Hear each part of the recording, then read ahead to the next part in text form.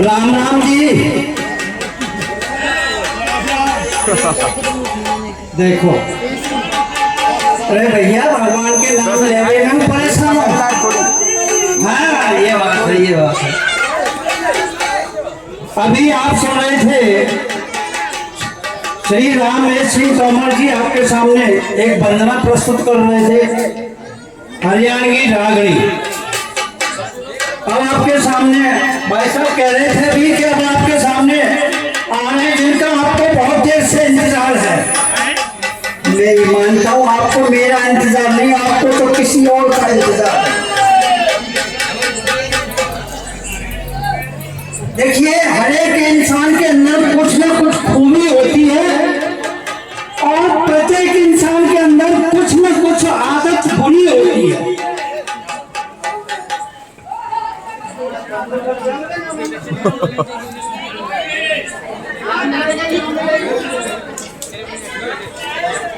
जैसे मैं उदाहरण आपके सामने पेश करता हूँ, कुछ लोग ऐसे होते हैं जहाँ दो बंदे आपस में बात कर रहे हो, तीसरे बंदे का कोई विषय नहीं है, लेकिन जाकर के अपना पौधा ठोक देना, खाना खा अधिक बोलना। कुछ लोगों की आदत है ज्यादा बोलना, खाना खा, उनका कोई विषय नहीं लेकिन बोलने की आदत। भैया जी कबड्डी को मैदान ना है, यहाँ तो बेटा बल्ला पे बॉल मारी जाएगी, कभी चौका, कभी छक्का, कभी ये कैच। साथियों, कुछ लोगों में आदत होती है चार पाई पे लेटे हैं, पैर हिला है उनका। वैसे ही मेरी एक आदत है, उसको मैं आपके सामने इस कविता में बताने जा रहा हूँ। वैसे तो मैं एक सीधा साधा इंसान हूँ, आप लोगों की तरह श्रीमान हूँ, लेकिन अपनी बाई आंख से परेशान।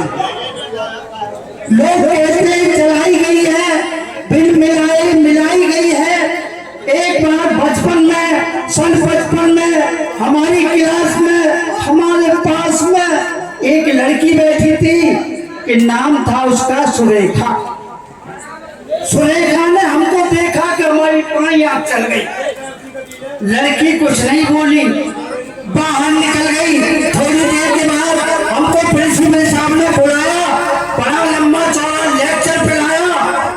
हमने कहा सर भूल हो गई। सर बोले साले ऐसा भी होता है भूल में, बेटा मोहब्बत कर रहा है स्कूल में। हुआ ये परिणाम कि हमारा कोने से कट गया नाम। तमाम लड़के गए थे एक इंटरव्यू में, हम भी जाकर खड़े हो गए लंबी क्यू में।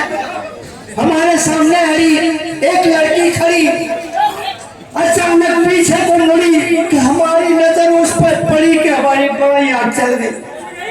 लड़की उछल गई, तमाम उम्मीदवार चौंके, लड़की का पक्ष लेकर फिर क्या था, पढ़ने लगे जूते और चप्पल, मार मार के धेर दिया बक्कल।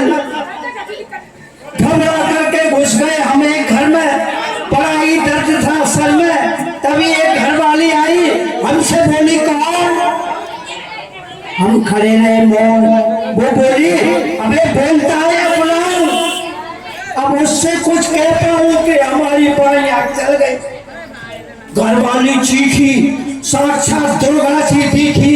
फिर क्या था, जुड़ गए भाई भतीजे, माई मामा, और मार मार के चड्डी बना दिया पजामा। इतना मारा बना दिया कुर्ता, और हमारी बनियान बना दी 2.5 मीटर का कुर्ता। पीटने वाले पीटते रहे, हम चीखते रहे। जब हमें आया हो तो हम एक अस्पताल में पड़े हैं, डॉक्टर और नर्स हमें घेरे खड़े हैं। तभी एक नर्स आकर के हमसे बोली, कहो जी कहाँ दर्द है आपके? अब मैं उसको कुछ बताता, उससे कुछ कह पाता कि हमारी बाई आंख चल गई। नर्स कुछ नहीं बोली, लेकिन डॉक्टर को खल गई। उन सबके जाने के बाद आया बाद में देने लगा राय। हमसे बोला मिस्टर बात आगे बढ़ गई है, डॉक्टर साहब के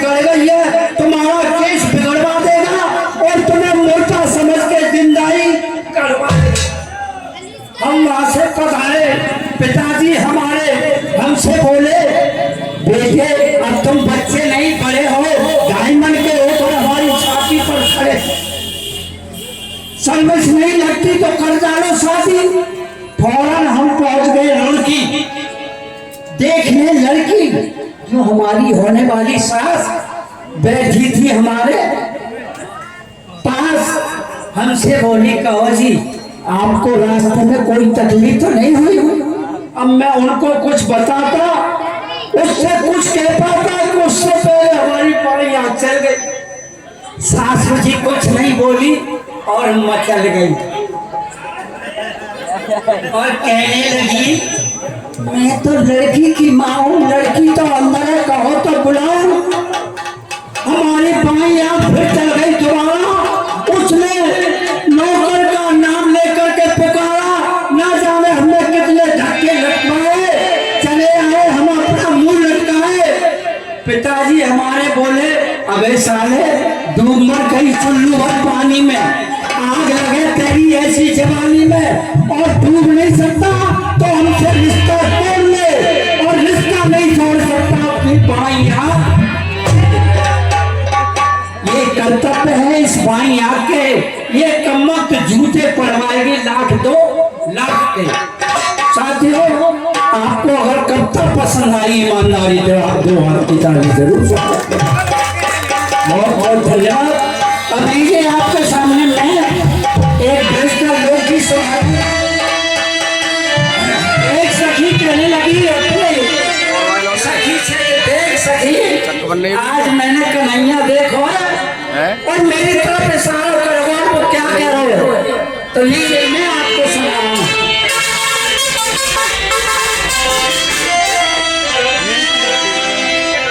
यूट्यूब